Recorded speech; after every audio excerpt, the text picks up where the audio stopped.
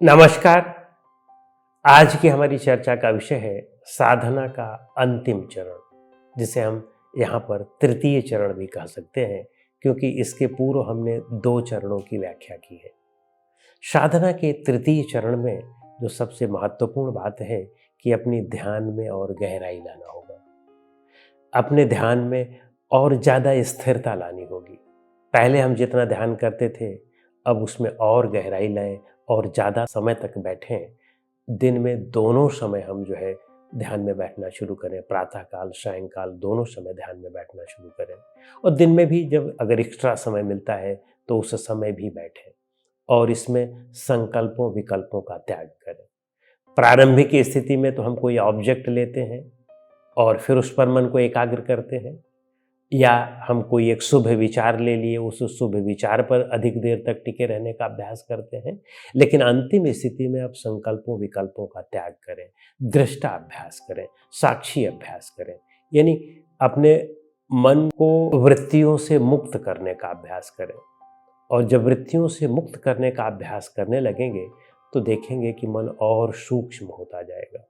जब मन और सूक्ष्म होता जाएगा, जब जो मन की भंवर से हम मुक्त होते जाएंगे, तब हम अपने गुरु के पास यानी आंतरिक गुरु के और निकट पहुंच पाएंगे। होता क्या है कि ये वृत्तियां हमें बाहर संसार में भटकाए रखती हैं। जब ये बाहर भटकाए रखती हैं, तब हम उतना ही अपने अंदर से दूर होते हैं और जितना ही हमारा बाहरी भटकाव बंद होता है, उतने ही हम अपने आप के निकट होते हैं। तो बाहरी भटकाव ये हमारी वृत्तियां करती हैं। तो ये मन की भंवर है। जब आप एक बार जैसे आप नदी की भंवर हो, उस भंवर की लपेटे में आ जाएं तो फिर जल्दी से आप ऊपर नहीं निकल सकते हैं। उसमें तो फिर मृत्यु ही हो जाती है। और हम सामान्य लोगों का यही होता है कि हम मन की भंवर में हमेशा लिपटे रहते हैं और इसीलिए उसी में लिपट करके मर जाते हैं। जैसे उदाहरण स्वरूप, जैसे एक कोई शीश महल हो, एक कमरा हो जिसमें हर तरफ मिरर लगे हों, शीशे लगे हों, और उसमें आप एक कुत्ते को अंदर डाल दीजिए।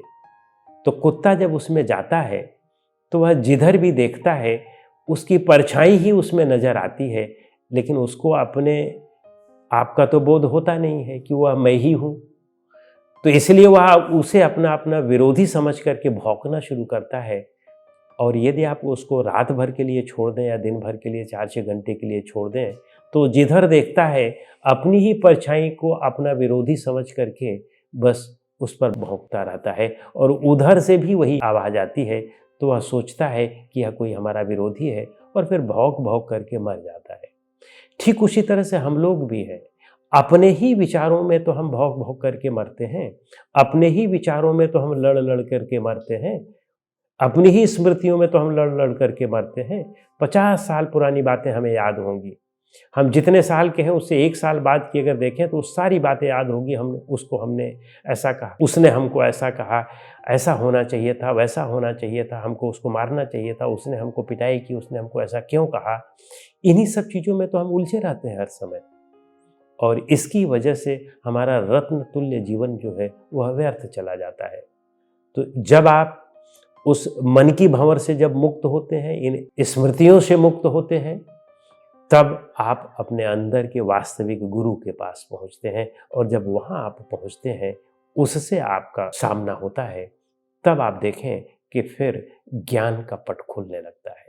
फिर आपको सही चीज़ों का ज्ञान होने लगता है, सत्य का पूर्ण ज्ञान होने लगता है। और फिर आप तदनुसार आचरण करते हैं तो आप देखें कि जल्दी ही फिर आपको पूर्ण समाधि मिल जाती है, जिसको हम असंप्रज्ञात समाधि कहते हैं या धर्मवेक समाधि कहते हैं। जैसे हमारे यहाँ असंप्रज्ञात समाधि की परिभाषा है कि विराम प्रत्यय अभ्यास पूर्व संस्कार शेषो अन्य। और इसी तरह से आगे है कि तस्यापि निरोधे सर्व निरोधा निर्बीजस्य समाधि, यानी जब हमें उन सारी चीज़ों का निरोध हो जाता है जिनका हमने अभ्यास किया था, यानी सात्विक वृत्तियों का अभ्यास हमने किया था, अक्लिष्ट वृत्तियों का अभ्यास किया था, क्लिष्ट वृत्तियों को हटाया था, तामसिक और राजसिक वृत्तियों को हटा करके हमने उसमें सात्विक वृत्ति लगाई थी, सात्विक वृत्ति को इनकलकेट किया था।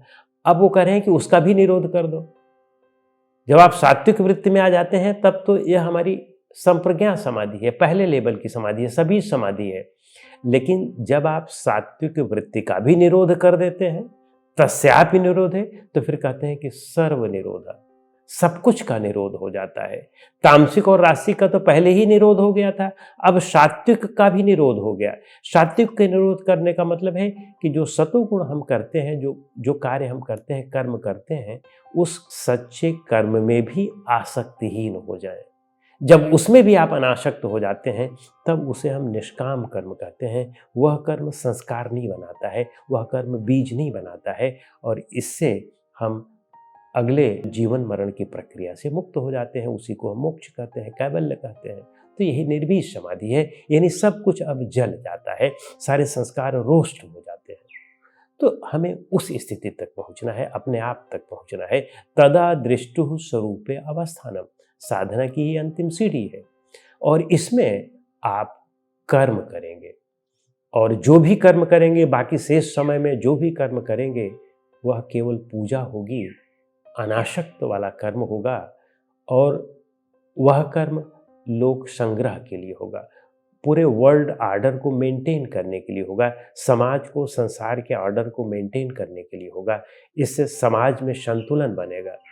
अन्यथा सामान्य लोग तो समाज में असंतुलन का काम करते हैं, वे तो स्वार्थ से प्रेरित होकर के काम करते हैं। जब आप स्वार्थ से न प्रेरित होकर के काम करें, समाज कल्याण के लिए काम करें, और अपनी कुछ आवश्यकताओं की पूर्ति तो अपने आप ही उसमें हो जाती है।